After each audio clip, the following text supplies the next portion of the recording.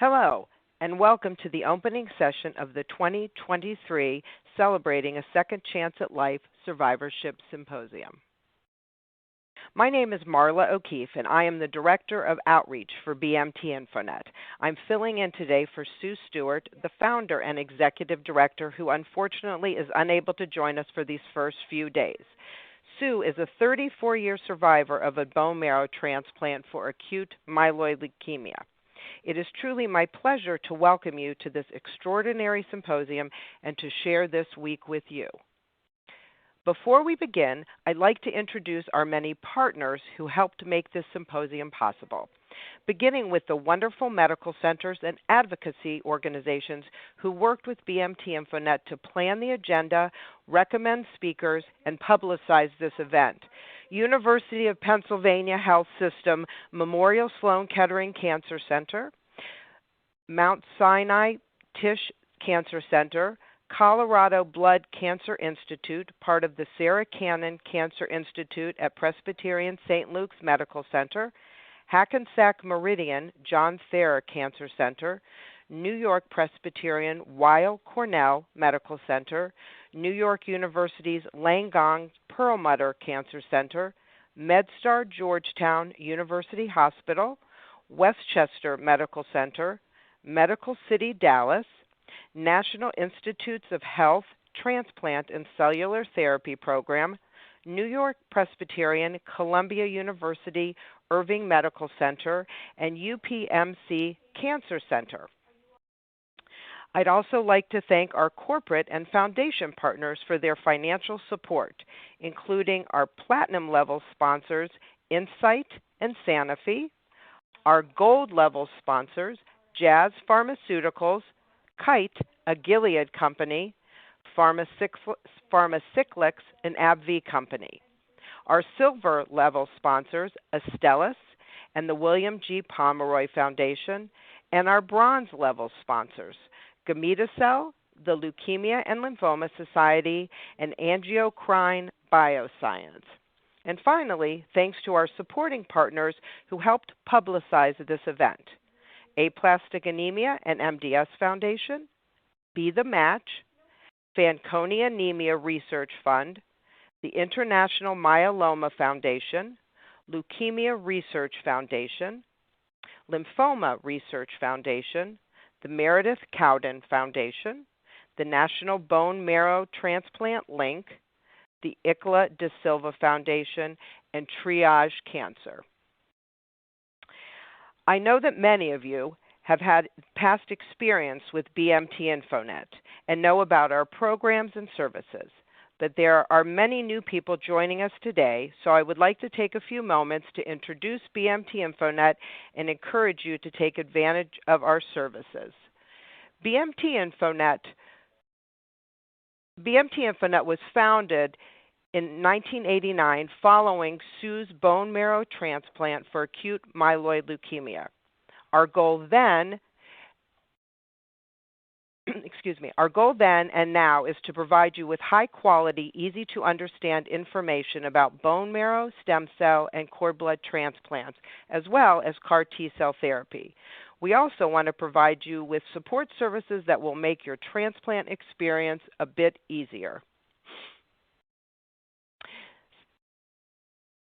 Since BMT's start, we have helped more than 300,000 patients and their loved ones navigate the transplant experience.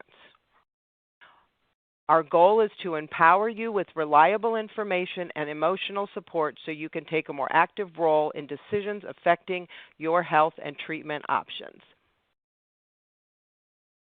Some of the services that BMT InfoNet provides. We have easy-to-read patient handbooks.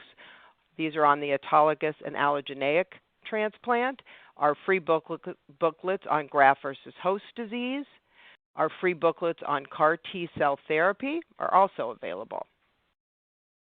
We have numerous various sources of emotional support, our Caring Connection Peer Support Program, our GVHD support groups, and our Director of Mental Health Care Providers.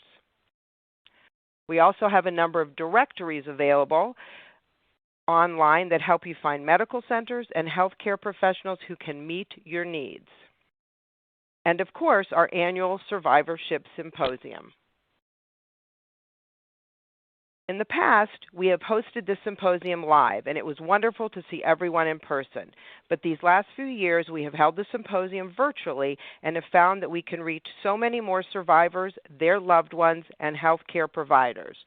Since we cannot see each other today, I can share with you some interesting facts about the other transplant and CAR T-cell recipients who are joining the symposium.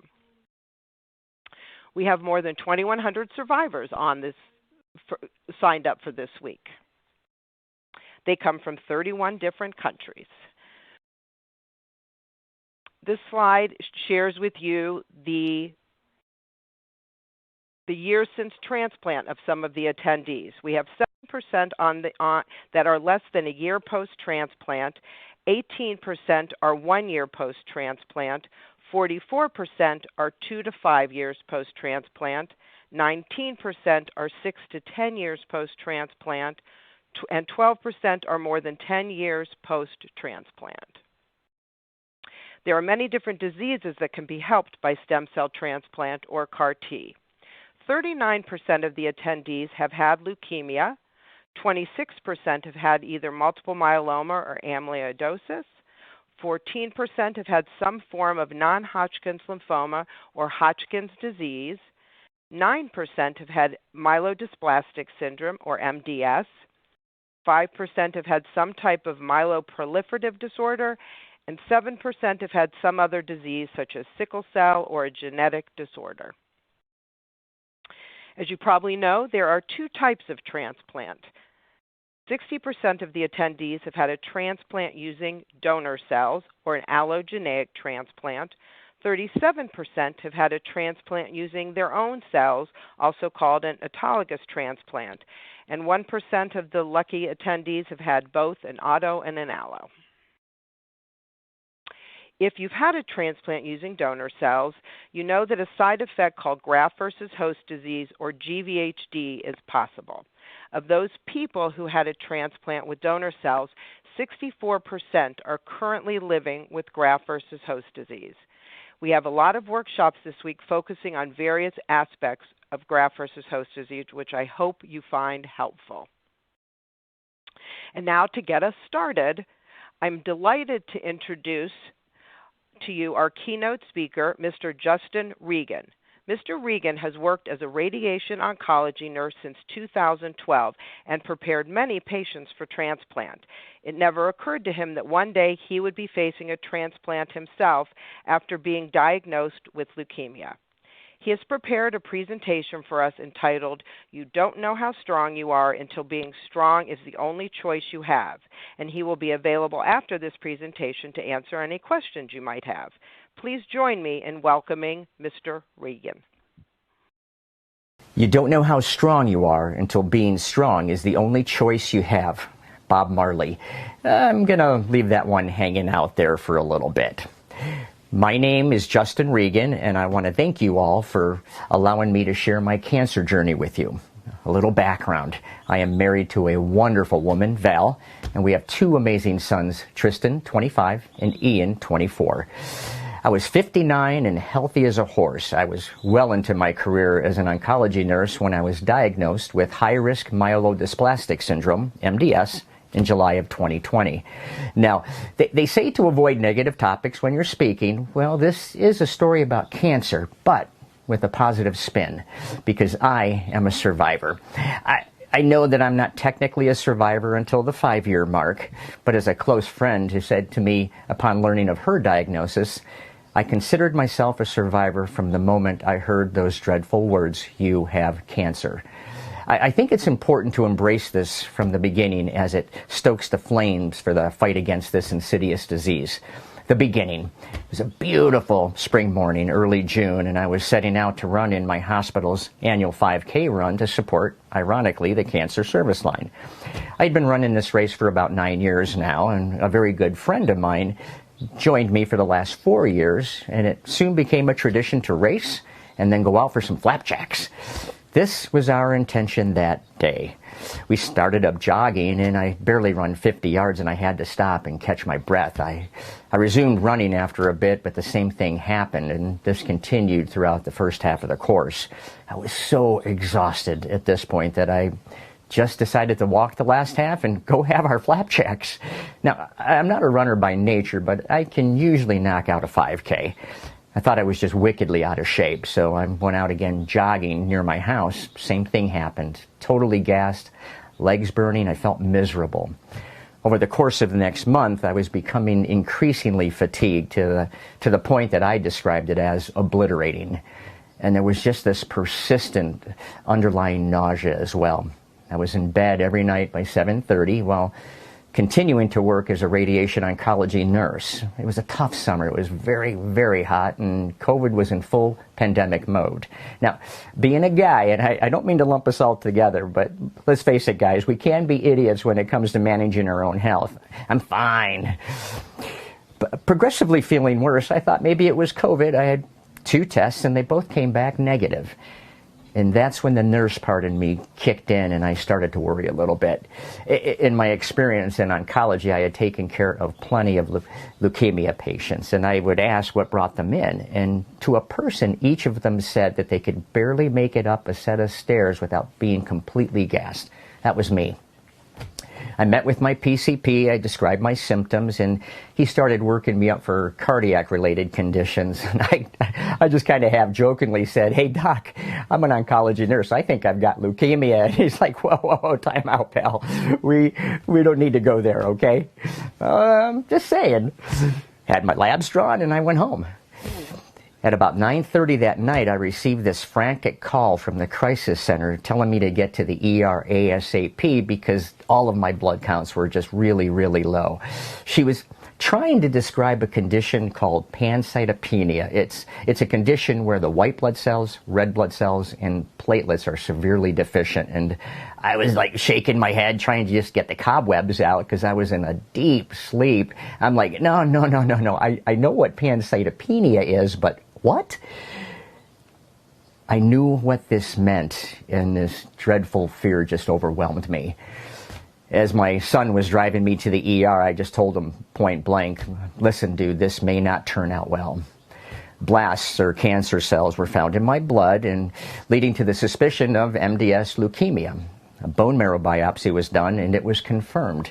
And then I was the one that heard those dreadful words that you have cancer. Now, the best way that I can describe hearing those words, it's like this.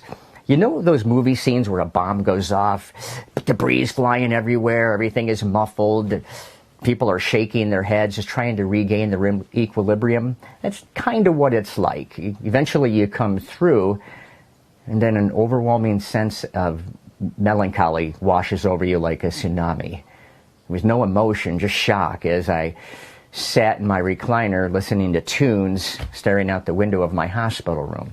My life had changed just like that. Now I remember thinking, man, did I do enough to provide for my family? And I'm wildly doing the math in my head, and I'm thinking, okay, I think they're going to be fine.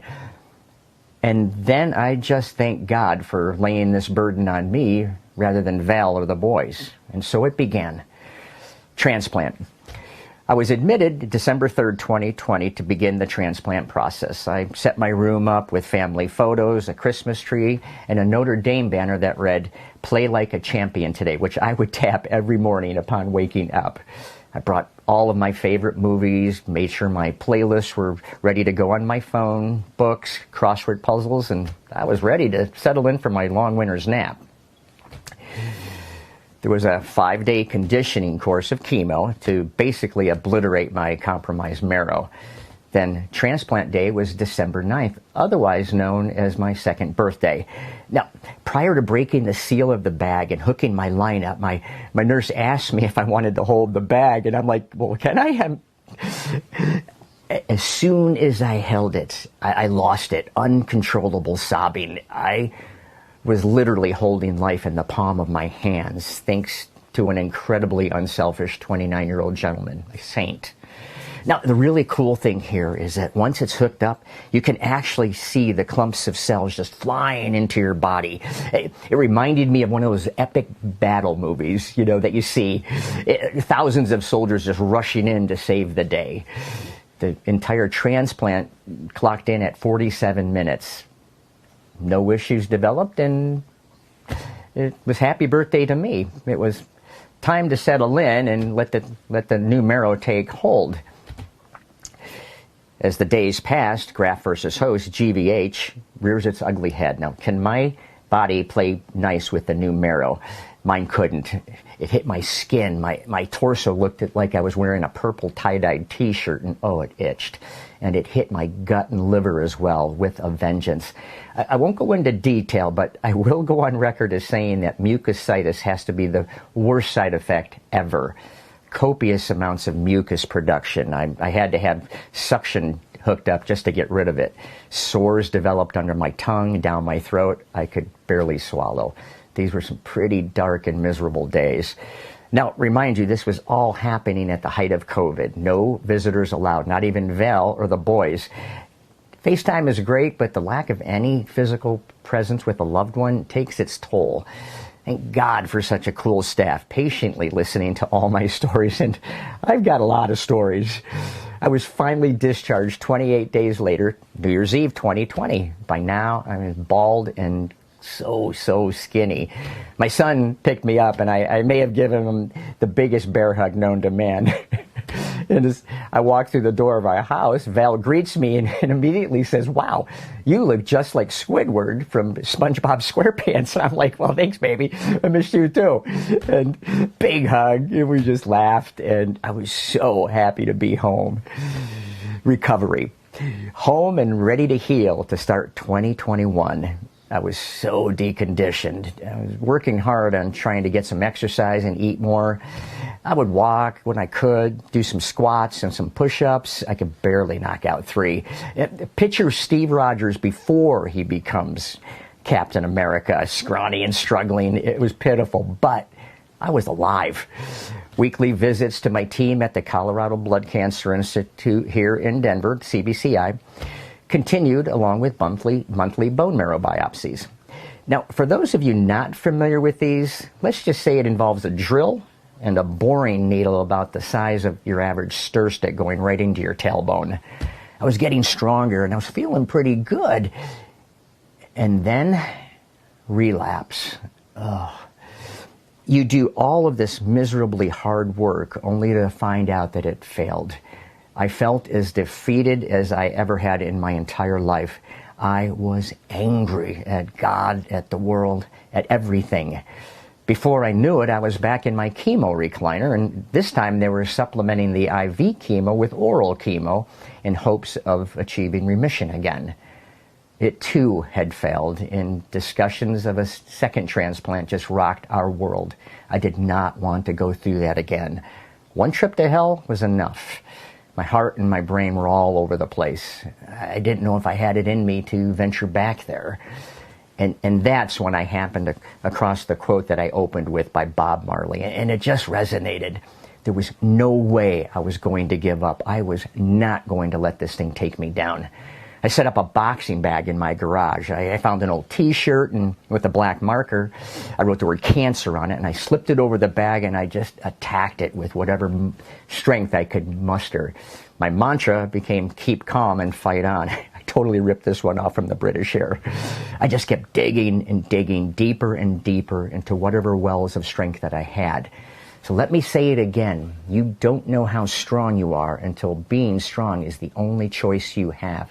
You will find your strength. I was inspired by one of my all-time favorite movie scenes.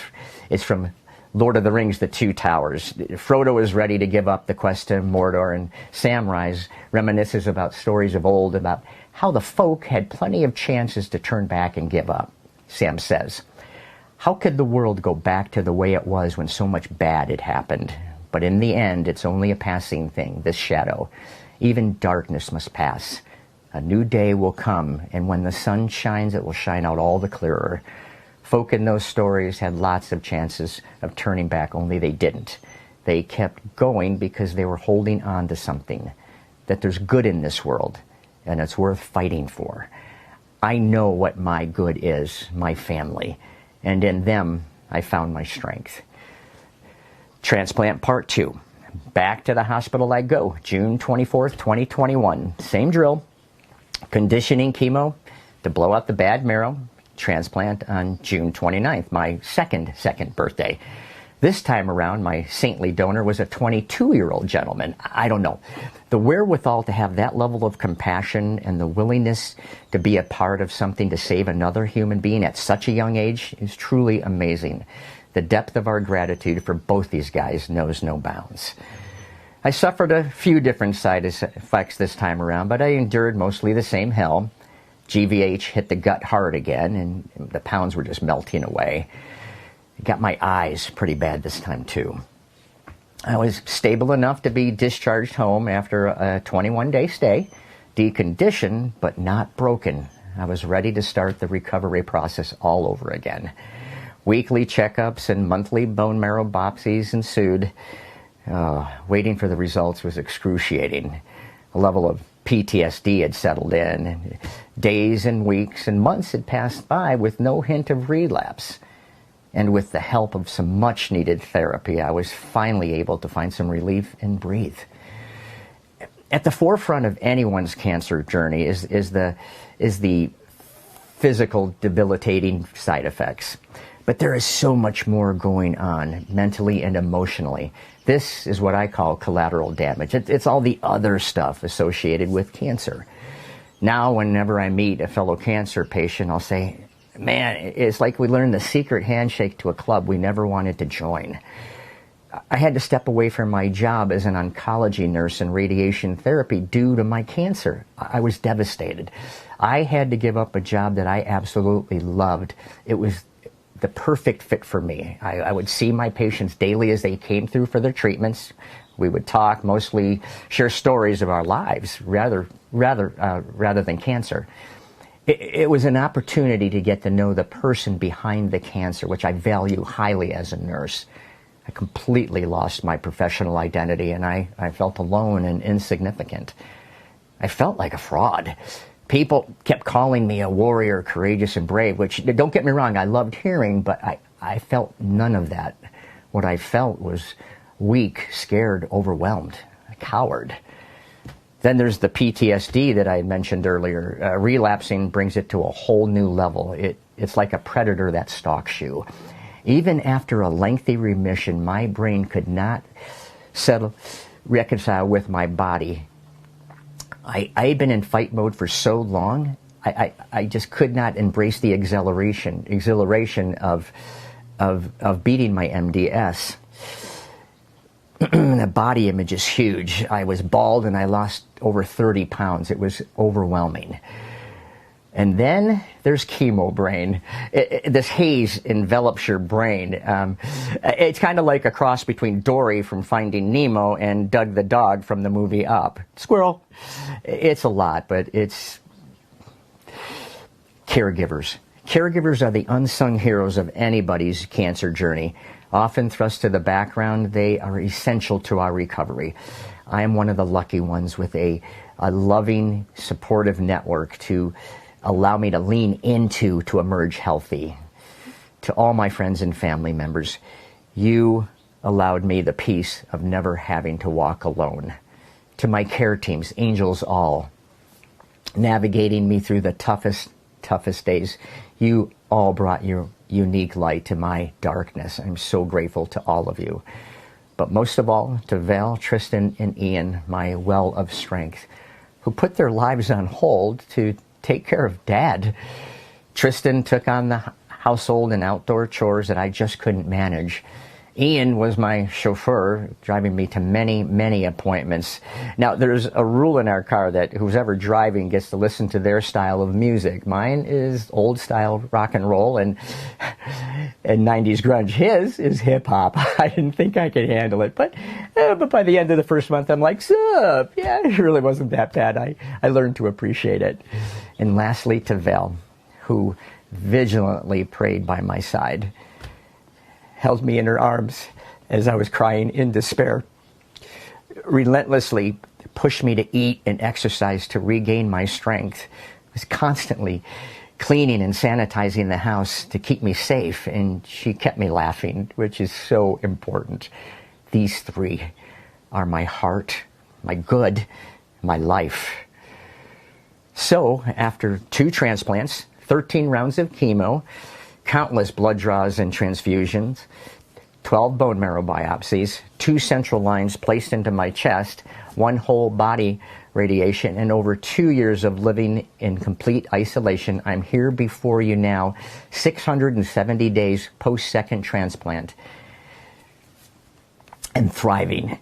I'm regaining my strength and my hair. I'm back to work doing what I love and do best, and that's taking care of cancer patients rather than being one. I'm able to do community theater again. I'm able to get back and socialize with friends and do some traveling. I am slowly getting back to living my most authentic life, and I am loving and appreciating every moment of it. Life lessons. It's been a hard-won wisdom, but there is a silver lining to be found. I have reconnected with so many friends across the span of my lifetime. It's incredible. Connections. I've landed a job in exactly where I'm supposed to be. I am now an oncology nurse care coordinator, guiding patients along their own cancer journeys. I have much keener appreciation for life, mostly for the simple things. My faith has deepened. Facing your own mortality will do that. And now I can hardly contain how good I feel. I can be kind of like Buddy the Elf at Christmas time. Now let's look to the movies, literature, theater, and music to bring some of these life lessons home. Perseverance, from Finding Nemo. When life gets you down, you know what you gotta do.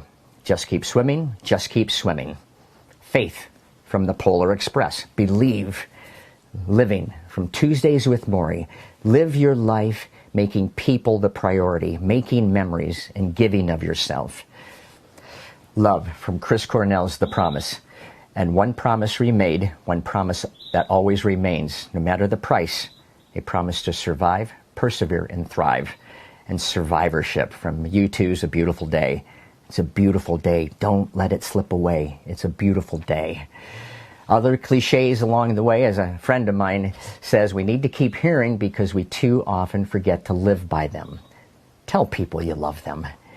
Practice forgiveness. Be grateful always. Knock those things off of your bucket list. Don't sweat the small stuff. Cherish your memories. And last but certainly not least, this gem from Winston Churchill. Never, never, never give up. I have been gifted life, and I will be sure to make it my best life.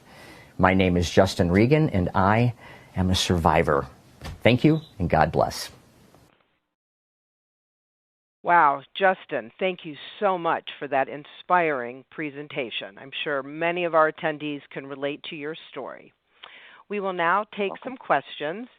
As a reminder, if you have a question for Justin, please type it into the chat box on the lower left-hand corner of your screen. Our first question is, Justin, you mentioned about your supportive family and your 2 sons, and someone is curious to know how much detail you told your boys. Oh, that's a great question.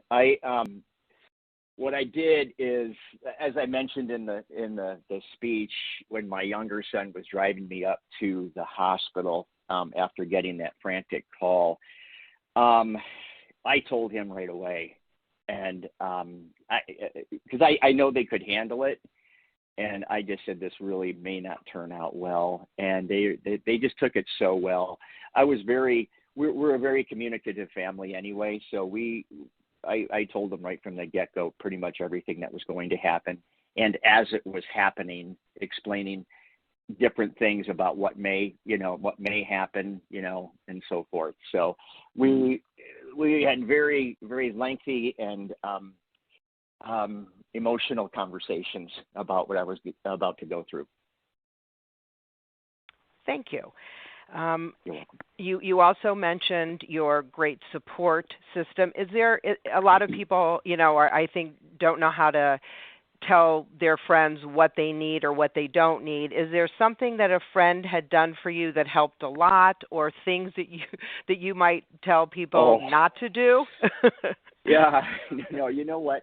The biggest thing, really, everyone, is you don't have to know what to say. As long as someone knows that you're there, that you're engaged, you're present, you're reaching out, just, hey, thinking of you today. That meant the world to me. There are numerous examples of different things that had happened through the entire course. One that I will share with you is that some very dear friends of mine that I was in a show together with a few years ago set up a Zoom, and we would meet weekly. And they allowed me to just get everything off my chest, vent, cry, get angry, laugh, which was really important. So I think just knowing that you're there for someone is the biggest thing that you could do. You don't have to say anything other than, hey, we love you, we're here for you, and what can we do for you? Sounds good. Okay, another question is your background knowledge of oncology. Do you think it was helpful or hurtful or a little bit of both? A little bit of both. That's great. That's great, because I do tell people that, knowing the language, I got rid of that middleman kind of thing, because I understood the language. I understood what was going to happen, but it also enhanced my dread, because I had seen firsthand the effects of chemotherapy and so forth. So I was like, oh boy, I know what I'm in for. So yeah, it increased the dread. So yeah, it was kind of a double-edged sword there. Yeah, that makes perfect sense.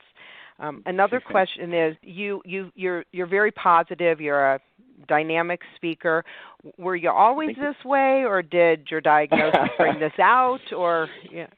No, I can be what called a ham sometimes. I've always been this way. I was blessed with a sunny disposition, to be honest with you, from the get-go. So that really, really helped me along the way. Just this in centered positivity that I do carry with me. So I just have a greater appreciation now for it, now that I've been through it, if that makes sense. It does. And I will tell you, that was the last question, but many people have commented on a huge thank you for sharing your story and how inspiring it was. So thank you for that. And on behalf of BMT InfoNet and our partners, I'd like to thank Justin for his thought-provoking presentation, and thank you, the audience, for your excellent questions. We hope that you find the week of workshops helpful and inspiring. And please don't hesitate to contact BMT InfoNet if you have any questions.